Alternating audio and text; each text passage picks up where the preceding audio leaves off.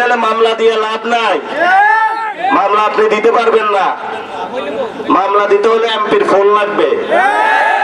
এখন আমার সাথে পথে ঘাটে বিভিন্ন জায়গায় লোকের সাথে কথা হয়, আমি সে যেভাবে বলে ওইভাবে সহজ সরল মানুষ বিদায় মাইকের সামনে এসে বলে দিই, এতে হলো অনেকে ক্ষিপ্ত হয়ে যায়। এখন আমি একা বলাতে ভাই আমি বিপদে পড়ে গেছি।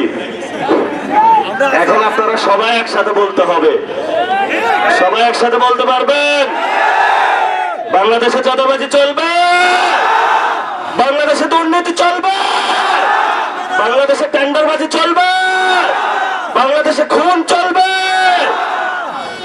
পুরো জনতা জানিয়ে দিয়েছে কোম্পানিগঞ্জ থেকে এগুলা চলবে না। তাহলে এগুলা কারা করে? এগুলা দেখবেন আশেপাশের লোকেই করে, পুলিশের কাছে দিয়ে লাভ নাই। পুলিশে থানায় গেলে ওই টাকা দিয়ে ওইগুলা সাইজ হয়ে যায়। থানায় গেলে মামলা দিয়ে লাভ নাই, মামলা আপনি দিতে পারবেন না। মামলা দিতে হলে এমপির ফোন লাগবে। যেই পুলিশ আপনার ট্যাক্সের টাকা দিয়ে চলে সেই পুলিশ আপনাকে গুনে না, গুনে হলো এমপিদের, নেতা কর্মীদের গুনে। কি এক অসহ্য জগতে আছি আমরা। এখন আমরা তাহলে কি করব বলেন? এমপি তো হওয়া লাগবেই।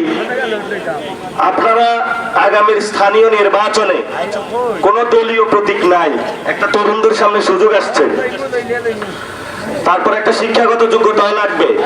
পুরো বাংলাদেশে আপনারা দাঁড়িয়ে যান, কোন দল সমর্থন দিছে এটা দরকার নাই, দলের চেয়ে জনগণের সমর্থনের উপরে এই পৃথিবীতে আর কোনো কিছু নাই। আছে বাংলাদেশের কোন দলগুলোর টাইম আছে আমাদের? এখন হলো আমাদের জনগণের দিকে তাকাইতে হবে। কত দল আইসে গেছে, 53 বছরে কোন দলে কিছু করতে পারলো না, ইনকামও ওরা দেয় না। প্রিয়তম সন্তানকে জন্ম দিয়েছেন, তাকে ফোন দেন যে বাবা চাকরি হয়েছে, সন্তান উত্তর দিতে পারে না। একদিন ছেলে বলল আমি আর এই ফোন ধরতে পারবো না, চলি একদিন বিদেশে চলে যাই। বন্ধু বান্ধবের সাথে মিলে 100 জন রওনা দিয়েছে। স্পেনের উপকূলে গিয়ে 90 জন মারা গিয়েছে, আর 10 জন উঠছে ওই পাশে। সেই লোকটা যখন টাকা পাঠায় দেশে মা বাপের কাছে, মা বাপ চিন্তা করে এত টাকা কই রাখবে, একটু ব্যাংকে নিয়ে রাখি। সহজ সরল বাবা ব্যাংকে গিয়ে টাকা রেখেছে।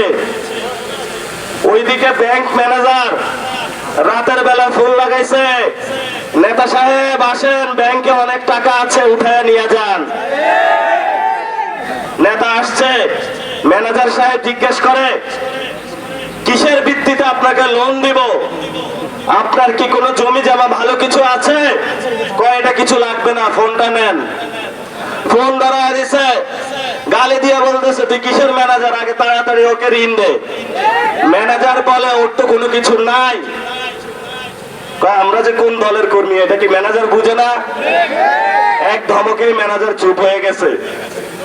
কয়েকদিন পরে ওই ব্যাংক ঘোষণা দেয় যে সালাম কোম্পানির মূল্য হলো 22,000 কোটি টাকা, ব্যাংক থেকে আপনার পকেটের টাকা লয়ে গেছে 1 লাখ কোটি টাকার উপরে।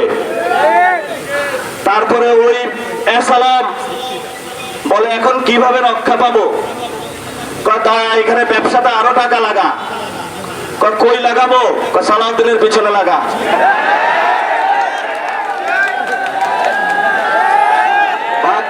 সালাউদ্দিন ভাই স্বরাষ্ট্রমন্ত্রী হয়ে গেছে। সালাম এখন সব ব্যবসায়ীদেরকে ফোন দেয়, দেখছো কেমন ইনভেস্টমেন্ট, এই ইনভেস্টমেন্ট বা জীবনে আর কেউ করতে পারবি না বাংলাদেশে।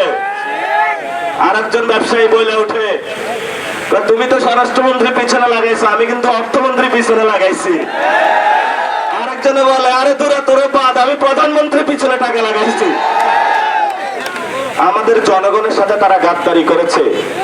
হাইসে হাইসে কথা বলতেছি, এগুলা কিন্তু বাস্তব চিত্র, যার জন্য আপনার সন্তানের চিকিৎসা হয় না বাংলাদেশে।